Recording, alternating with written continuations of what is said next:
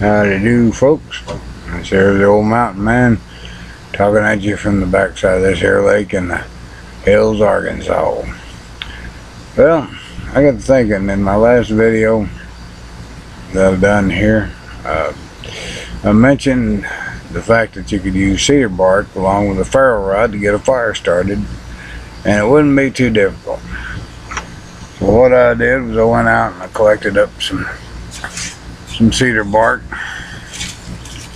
Got some of it already kind of crumpled up and broke down to fibers, and it's not too difficult to get that little job done. Let's see here, I better move my tobacco out of the way. Don't need any cedar bark in my tobacco, that's for sure. I got enough hair on my chest without having that stuff to try to do the job. There we go. I can take them old big pieces of cedar bark, roll them around. Looks about like smoke coming off, but that's dust and dirt that's collected on the cedar bark. And you can't really get a fire started with dirty tinder. As anybody that's ever kicked dirt on a campfire can tell you, you know, it just smothers it out. So we'll work all that off, get all that off there. Yeah, that's looking pretty fine. Alright, kind of roll that out there into a long bundle. That got me an idea from the experience I got with this cedar bark tinder that it catches pretty good whenever it's bundled loose. So I'm just going to hold it there. Little bear, what are you doing? Those horse flies after you again? You little goofball. Poor dog. Poor dog. Alright, now I got some jute twine. Some people call it hemp twine. Its official name is jute. Jute twine, J-U-K-E or J-U-T-C or C-T or some dang thing like that. I don't know. That's aggravating at times, trying to think of all them different spellings of things. And that cigarette's getting kind of short. Take the last pull off of that. Get the old neck knife out here and that marbles trout and fish knife. A trout and bird knife. God, I keep getting that wrong. Trout and fish. I don't really do much trout fishing, so I don't think much about trout. What I'm doing there is tying that cedar bark into a bundle. Move that over so it can be seen pretty good. Little bear, if you don't go lay down under that trailer over there and get away from them flies, you ought to know by now, silly. Little bear, what's the matter with you? You're too worried about a fly. You are. You're too worried about flies. Goofy. Well, it's kind of humid today. I don't know how easy this is gonna be, but I'm gonna give her a go.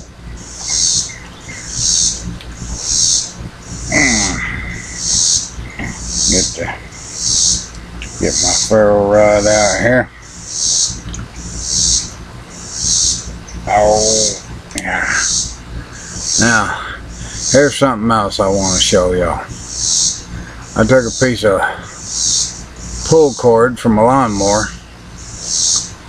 that I had sitting around, and I tied a slip knot in it,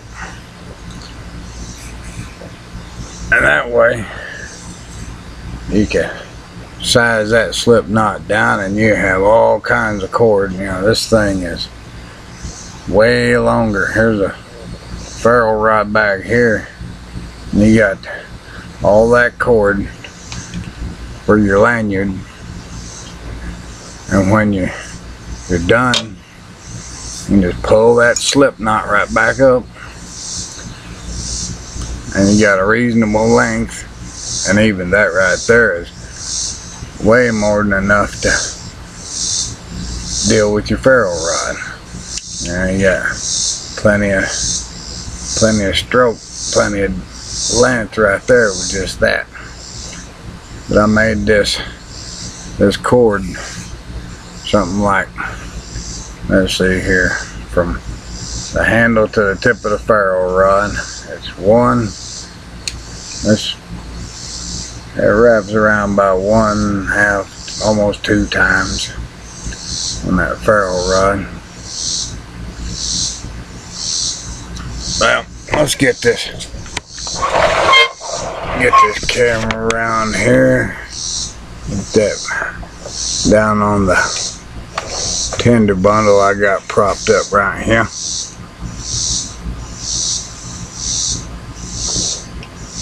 Let's see about getting this started.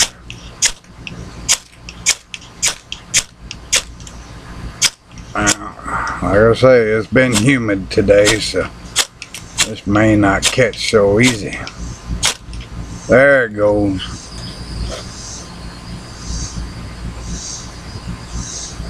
Well, it had a flame just for a little bit. I don't even know. I wasn't even watching the camera to see if it had caught that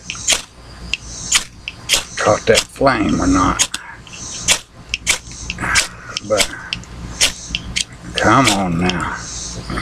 There we go.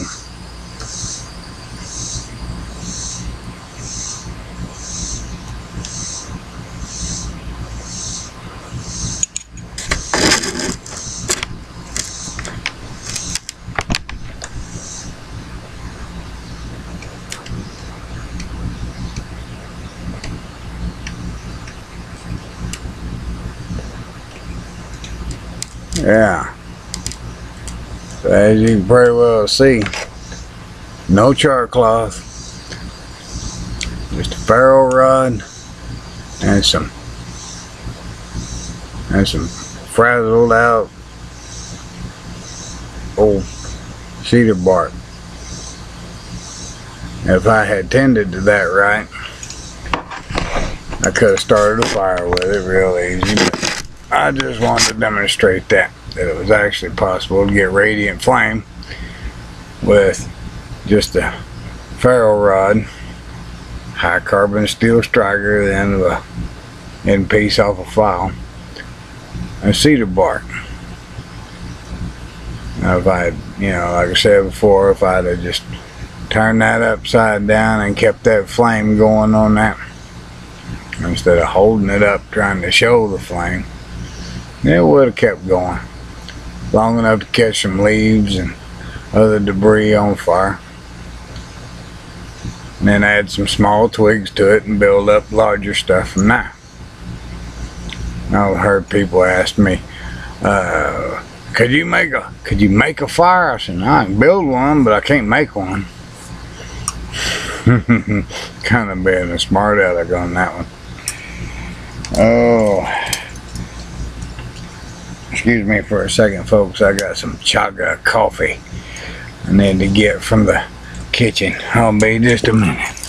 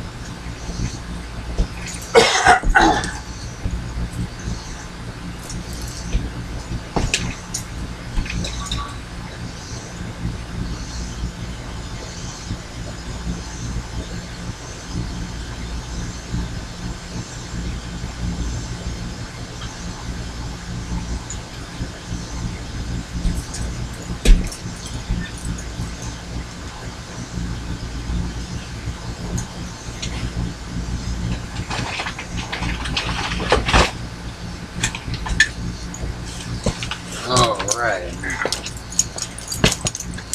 Oh.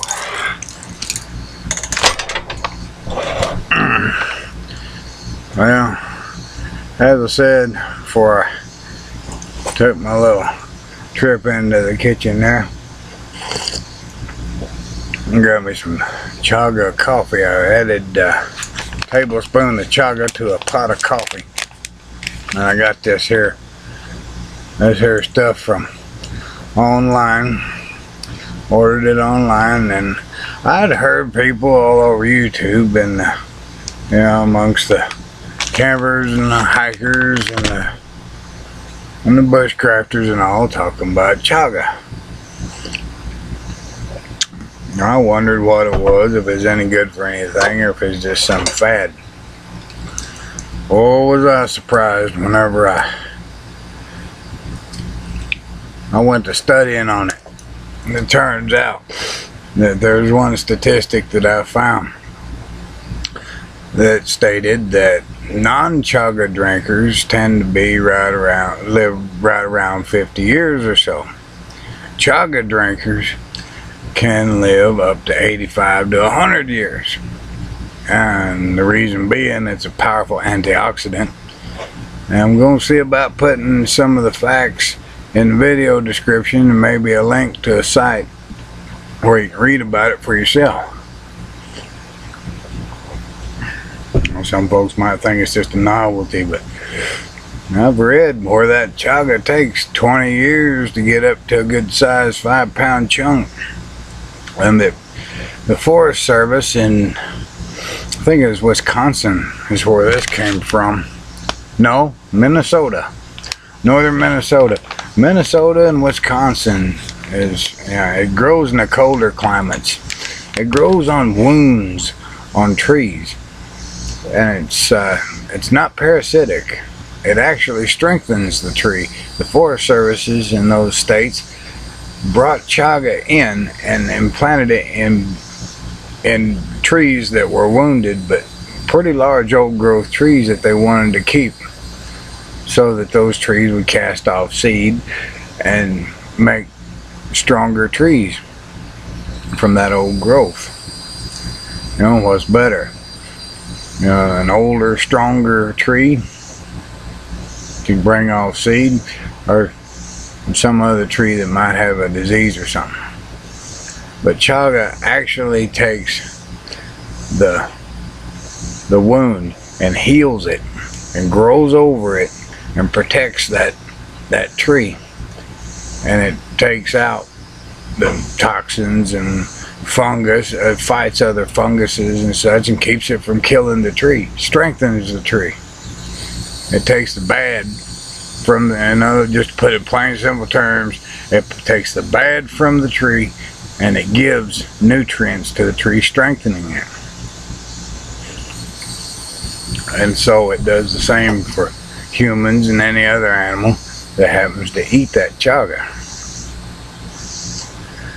Strengthens them with antioxidants and minerals and such. It's a pretty amazing thing what you find once you get a little curious about something. You go online and use your computer for more than just Facebook and YouTube and such. Educate yourselves. Get curious about things. Check things out. Be nosy. You know, there's no law against looking up info on the internet about things that you might want to think about putting in your body. And look up grapeseed powder. That stuff is pretty good too. It's some strong antioxidants, and this is a little something for the women out there. It's good for your skin. And here's another curious little fact. It's not what you put on your skin that helps you be younger or look younger. It's what you put in your body that counts. Now, those makeups and creams and things that have got vitamins and minerals in them, and you smear them on your face, that might do you some good. It might. I don't know. But to my way of thinking, you know, it's what you put in your body that counts. You know, but, and here I am talking about that, and I smoke tobacco. Yeah, It's a habit I've been trying to break, but my electric cigarette broke down and it was costing me more money to buy replacement parts than it was to buy tobacco. I know that don't make a whole lot of sense, but I don't have a whole lot of money.